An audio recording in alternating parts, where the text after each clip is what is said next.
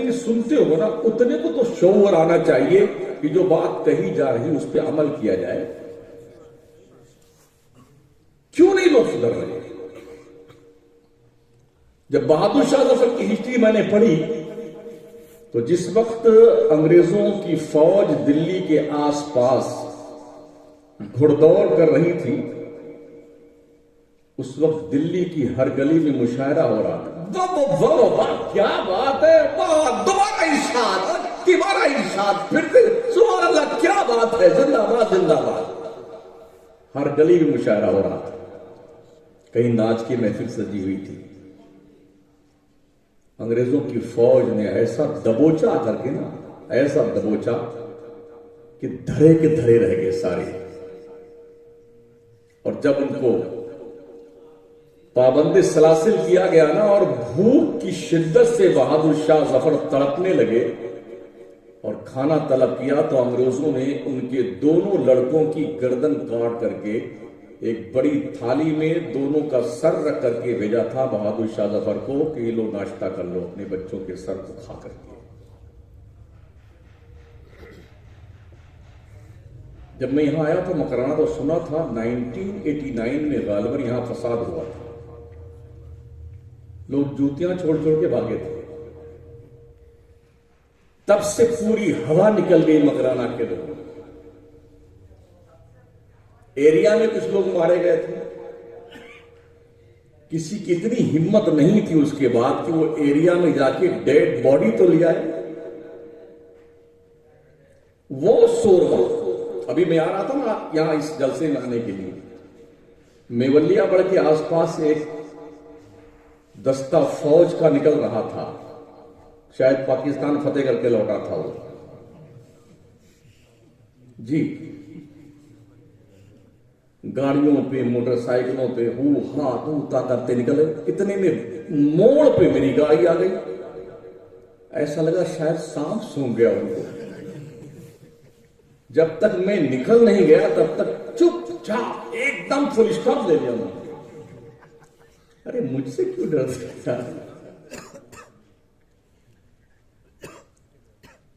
यह हालत हमारी कौम की है।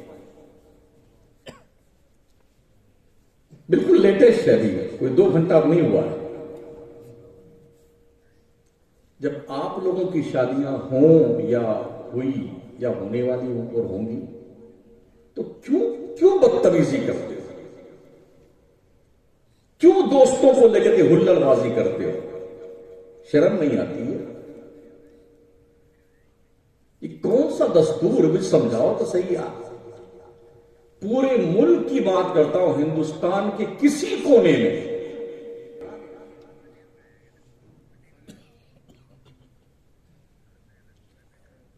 अपने ही महल्ले में अपने लोगों की नींद हराम करते हो। पता नहीं रोटी खाते हो कि घास चरते हो या जंगल की जड़ी बूटियां और पत्ते खाते हो या पत्थर नोचते हो, क्या करते हो तुम लोग? क्यों समझ के झरोके से बातें दिमाग के नेहा खाने तक नहीं पहुंचती है?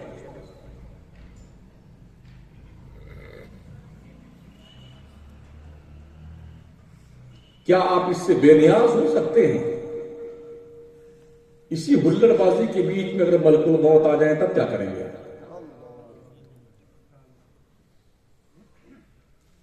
घर वालों को भी अरमान धरा रह जाएगा ना, और आपके अरमान तो होंगे यूं कि वो अरमान आंसुओं में बह गए।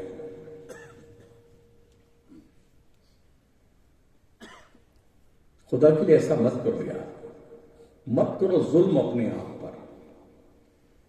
इसका अंजाम बड़ा भयानक है, बहुत बुरा अंजाम है। मुल्क तबाह हो गए हैं इस तरह गुंडागर्दी से, इस तरह बेहयाई से, बदतमीजी से, बेशर्मी से। शहर के किसी कोने में कुछ भी हो रहा होता है ना तो सबसे पहले मेरे मोबाइल पे व्हाट्सएप आता है लोगों का कि यही चिल्लाने वाला है मस्जिद में। दूसरा कोई बोलता है डर के बारे में, चाहो सर साहब कहते आपको क्या पड़ी हुई? तो सबसे पहले मेरे पास लोग भेजते हैं और ऐसे ऐसे पोज देखने को मिलते हैं, कहा नहीं जाता। यानी हमारी कौम का नौजवान इतना आवारा हो चुका है, इस कदर बेगैरत हो चुका है, इस कदर बेहया हो चुका है।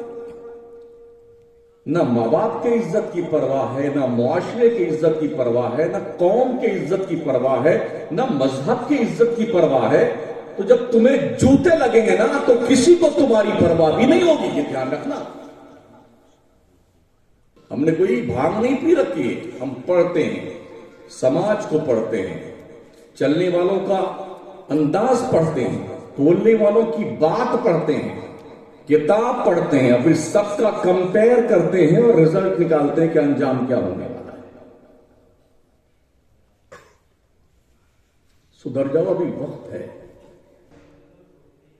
कहीं तुम्हारी औरतों के बुर्के उतारे जा रहे हैं, आबरू नीलाम हो रही है, स्कूल में एडमिशन नहीं मिल रहा है, न बच्चियों को पढ़ने के लिए न औरतों को पढ़ाने के लिए एडमिशन मिल रहा है। आग यहां तक लगी हुई है कि जिसका आप अंदाजा तक नहीं कर सकते हैं, और फिर भी आप ख्वाबे खरगोश के मजे ले रहे हैं। आखिर कौन लोग हैं? मुसलमानों के साथ हो रहा है ना। तो फिर हम होश के नाखून क्यों नहीं लेते? अगर हम शादी को बिल्कुल सीधे साधे सिंपल अंदाज में कर ले तो क्या हम मर जाएंगे?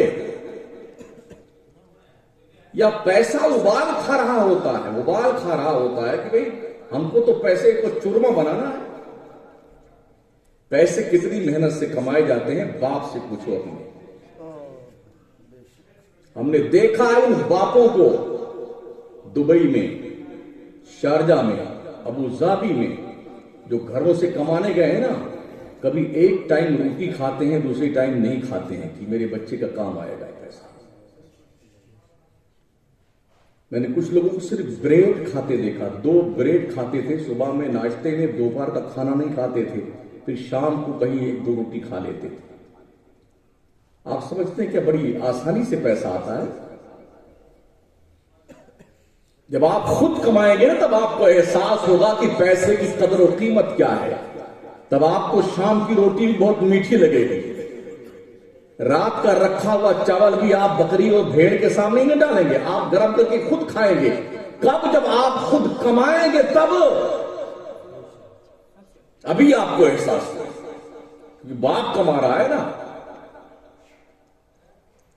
हमने ऐसे भी बाप देखे हैं जो उनकी नौकरी होती थी ना, उस नौकरी में तो काम करते ही थे, उस नौकरी के अलावा एक पार्ट टाइम भी काम होता है। यहां भी होता है, मैंने वहां देखा गल्फ कंट्रीज में। तो क्या करते थे, अपनी पीठ पर गेहूं की बोरी रख करके इस दुकान से उस दुकान तक छोड़ने जाते थे कि 2-4 दिरहम और मिल जाएगा।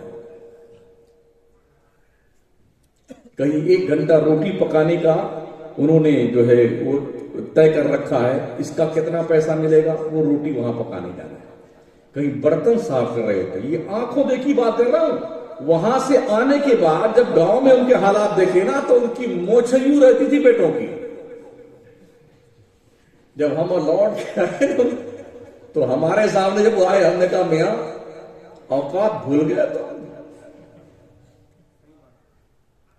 इतना मत पगलाओ, अल्लाह की लाठी में आवाज नहीं है, पड़ती है तो बड़ी हनक के पड़ती है, हड्डियां पसलियां चकनाचूर हो जाती हैं।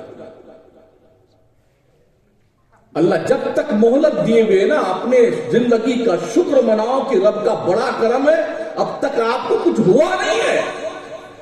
पूछो जो पैरालिसिस के शिकार है, पूछो उनसे जिनके दिलों में स्टैंड बिठाया गया है, पूछो उससे जिसको बाईपास सर्जरी की गई है, उससे पूछो जिसका ब्रेन हेमरेज हो गया है, उससे पूछो जिनके पैरों में चलने की ताकत नहीं, तो एड़ियां रगड़ रगड़ के मरने की दहलीज पे पहुंच चुके, उनसे पूछो जिंदगी कैसी होती है।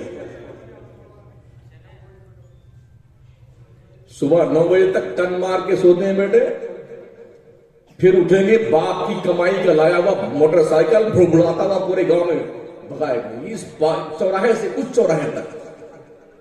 कम बखत 100-100 रुपए 200 रुपए की पूड़ियां खा जाता, कमाता कितना है? जहां बैठेगा दीवार का सत्यानाश। और आवारगी ये तबाह का शिकार बन करके,